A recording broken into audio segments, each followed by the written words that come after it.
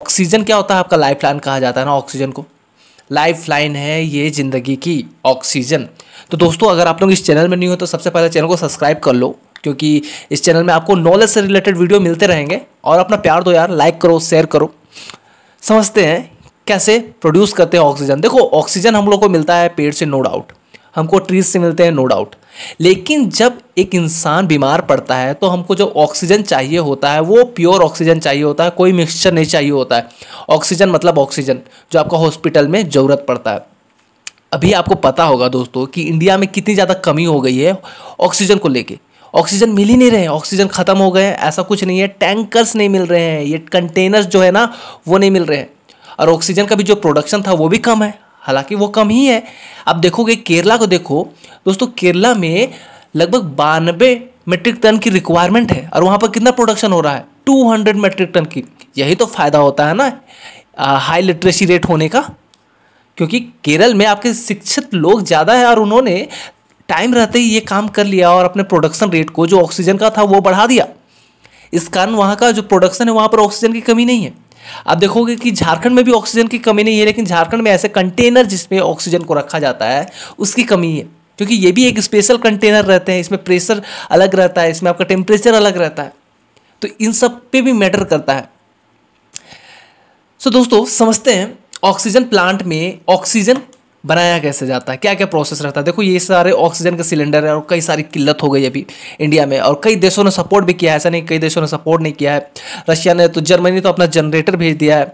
साथ ही एक oxygen concentrator की बात की जा रही है, जिसमें आपको कहीं डायरेक्ट वो हवा लेके डायरेक्ट उसको ऑक्सीजन में कन्वर्ट कर देता है, प्योर ऑक्सीजन में कन्वर्ट कर देता है। तो ये कंसनट्रेटर देने की बात की जा रही है, जल्दी रूस के द्वारा बात की जा रही है कि 20,000 कंसनट्रेटर देंगे। अगर ये मिल जाती है तो बहुत सहूलियत हो जाएगी, क्योंकि अभी के टाइम में 3 लाख जैसे केसेस आ रहे हैं इंडिया में और अभी पीक टाइम आना बाकी है। तो समझते हैं कि कैसे प्लांट में आखिर ऑक्सीजन बनता है। देखो, काफ़ी ज़्यादा कॉम्प्लिकेटेड होगा, लेकिन मैं आपको कोशिश करूँगा कि बहुत अच्छे वे में आपको समझा दूँ। बात करते हैं, देखो ऑक्सीजन आपका कहाँ कहाँ काम आता है। देखो, आपको स्टील इंडस्ट्री में काम आता है ना, और साथ ही नाइट्रिक एसिड, हाइड्रोजन पेरोक्साइड, इपोसाइथिलीन, क्लोरोइथीन, ये सब में भी आपका क्या काम आता है? गैस ये वाला काम आ जाता है। ओके, नो इशू, इस सबको फर्दर करते हैं। बेसिकली हम लोग अभी मोटिव क्या है, ऑक्सीजन वो बनाना जिसके थ्रू आपका मेडिकल रिक्वायरमेंट पूरा हो जाए। ठीक है, देखो जो हमारा शरीर है वो नाक से हम लोग श्वासन ले रहे हैं, जो हम लोग रेस्पिरेशन का जो प्रोसेस है, जो श्वासन का जो प्रोसेस है वो नाक के थ्रू आ रहा है, फेफड़ों में जा रहा है और ऑक्सीजन आता है। ये कैसे होता है मैं आपको किसी और वीडियो में बताऊंगा। आज हम लोग को पढ़ना है, टेक्निकल चीज़ पढ़ना है। ये तो हमारे बॉडी की, ह्यूमन बॉडी के अंदर क्या होता है वो है, लेकिन जब हम लोग ह्यूमन बॉडी में देखेंगे कि वहाँ पे भी कैसे ऑक्सीजन सेपरेट निकल जाता है, कार्बन डाइऑक्साइड सेपरेट निकल जाता है, तो इसके बारे में हम लोग डिस्कस करेंगे किसी और वीडियो में। देखते हैं जो हम लोग का एटमॉस्फेयर है ना, एटमॉस्फेयर में अगर हम लोग बात करें, अगर 100% एटमॉस्फेयर में जो आपके गैसेस है तो 78% आपका नाइट्रोजन है, उसमें 21% आपका ऑक्सीजन है, फिर 0.4% कार्बन डाइऑक्साइड। देखिए, कार्बन डाइऑक्साइड 0.03% था, लेकिन हाल में ही जो हम लोग को इन्वायरमेंट को इफेक्ट किया उसके कारण जो कार्बन डाइऑक्साइड का जो परसेंट हो गया वो 0.4% हो गया। अदर गैस की बात करें तो मोस्टली आर्गन रहता है, इसमें क्या हो गया 0.96% है। ओके, क्योंकि इसमें ज़्यादातर आर्गन मिलते हैं, बाकी और भी कई सारे गैसेस रहते हैं, हम लोग किसी और क्लास में करेंगे। बस आप ये समझो, नाइट्रोजन रहेगा, ऑक्सीजन रहेगा। तो देखो, जितने सारे भी हम लोग गैसेस ले रहे हैं श्वसन में, अपने रेस्पिरेशन प्रोसेस में ले रहे हैं, वो सारे गैस का मिक्सचर ले रहे हैं हम लोग। ऐसा नहीं कि पर्टिकुलर ऑक्सीजन को ही ले रहे हैं, हम लोग तो ले तो रहे हैं श्वास में सारे गैसों का मिक्सचर, वो अंदर जाके बॉडी में सेपरेट हो जा रहा है, वो अलग प्रोसेस के थ्रू आपका क्या हो जा रहा है, बॉडी में सेपरेशन हो जा रहा है। ओके, तो अब समझते हैं कि क्या क्या प्रोसेस हो सकता है। देखो, इस प्रोसेस को करने के लिए आपको 3 चीज़ों को समझना पड़ेगा। हम लोग का जो भी इन्वायरमेंट है ना, इन्वायरमेंट में आपका जितने सारे भी गैसेस है ना, आपको सबसे फर्स्ट काम करना है, इन्वायरमेंट में बहुत सारे डस्ट होंगे, डस्ट पार्टिकल, तो हम लोग सबसे पहले क्या करेंगे, डस्ट पार्टिकल को रिमूव करने का काम करेंगे, प्यूरिफाई करेंगे, जो आपका एयर रहेगा उसको प्यूरिफाई करेंगे। फिर हम लोग कार्बोनिक कंपाउंड को उसमें रिमूव करेंगे, क्योंकि कई सारे कार्बोनिक कंपाउंड भी रहते हैं, वो आपके किस में, हवा में मिले रहते हैं। फिर जो आपका बॉइलिंग पॉइंट के थ्रू सेपरेशन, देखो आप यहाँ पर हम लोग यही करने वाले हैं, बॉइलिंग पॉइंट के थ्रू सेपरेशन करेंगे। देखो, बहुत सारे मेथड होते हैं ऑक्सीजन को निकालने के लिए, लेकिन अभी बहुत जो हम लोग मेथड देख रहे हैं बहुत सिंपलेस्ट मेथड है और ज़्यादातर यूज होता है वो वाला मेथड है। देखो, एटम वगैरह का अंदर में मैं नहीं जाऊंगा क्योंकि काफ़ी ज़्यादा टेक्निकल हो जाएगा, केमिस्ट्री वालों को समझ में आएगा बॉइलिंग पॉइंट क्या हो ये वो, क्योंकि जब एटम की बात करेंगे तो ये सब मैं अभी फर्दर छोड़ देता हूँ। बस आप ये समझना कि बॉइलिंग पॉइंट के थ्रू हम लोग सेपरेशन करने वाले हैं, कैसे करने वाले हैं चलो देखते हैं ना, समझ में आएगा, अच्छे से समझ में आएगा। देखो जो मेथड है वो कौन सा मेथड है आपका, cryogenic separation of air. Got it. अब समझते हैं इंडस्ट्री में जो आपका ऑक्सीजन होता है उसका प्रोडक्शन कैसे होता है। देखो कुछ ऐसा आपका प्लांट सेटअप रहता है, ठीक, यहाँ पर आपका फिल्टर रहेगा, कंप्रेशर रहेगा, फिर यहाँ पर कूल होगा, यहाँ पर जियोलाइट मॉलिक्यूल सीप रहेगा, फिर उसके बाद एक्सपेंशन टरबाइन रहेगा, फिर ये फर्दर। ओके ना, अब समझते हैं। देखो क्या होगा ना, सबसे फर्स्ट में ये एयर को हम लोग लेंगे, हवा आ गया। उसके बाद हवा में जैसे मैंने आपको बोला था सबसे फर्स्ट काम क्या होगा, उसके जो डस्ट पार्टिकल जो उसको प्यूरिफाई करना है, उसको फिल्टर करना है। तो यहाँ पर आपको फिल्टर से वो फिल्टर कर दिया जाएगा और उसको अंदर भेज दिया जाएगा। अंदर भेज दिया, अंदर भेजने के बाद हम लोग उसको करेंगे क्या, कंप्रेस करके, मतलब कि उसका जो वॉल्यूम है उसको हम लोग कम करेंगे और उसको आगे भेज देंगे। समझते हैं आगे क्या करना है, क्यों कर रहे हैं, क्या नहीं कर रहे हैं। अब देखो यहाँ पे क्या होगा, जैसे ही यहाँ का जो एयर आगे जाएगा ना तो यहाँ पे आपको मिलेगा कूलिंग।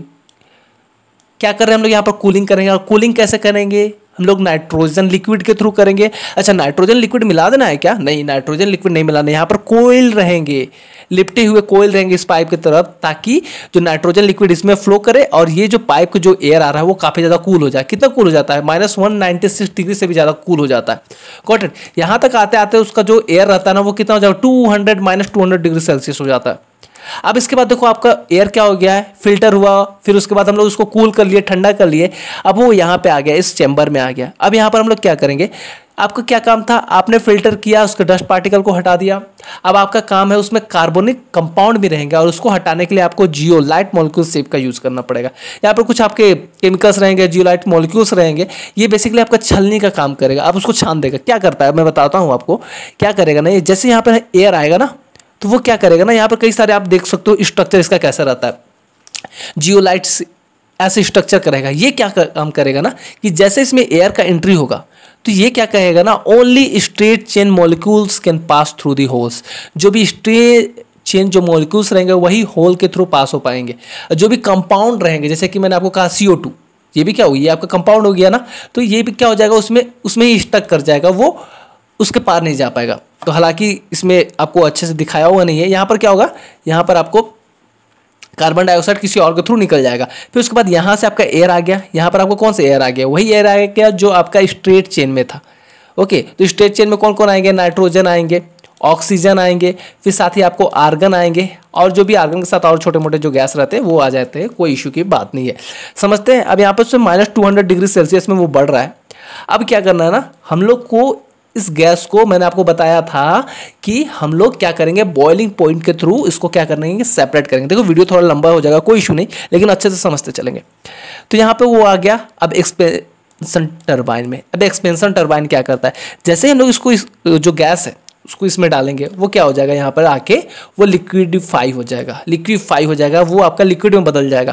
देखो हम लोग जो ऑक्सीजन यूज करते हैं ना वो लिक्विड वाला ही यूज करते हैं, क्योंकि हम लोग इसको स्टोर करने में भी सहूलियत मिलती है। अब समझते हैं, यहाँ पे आपका लिक्विड हो गया एक्सपेंशन टरबाइन के थ्रू। लिक्विड क्यों किया बताता हूँ। अब क्या करते हैं ना, मैंने आपको जैसा बताया था कि वो दूसरे चेंबर में, इस चेंबर में आ गया। अब इस चेंबर में क्या होगा, उसको हम लोग बॉयल करेंगे, उसको हम लोग हीट करेंगे, नीचे से हीट करेंगे। ये जो चेंबर है वो हीटअप होगा।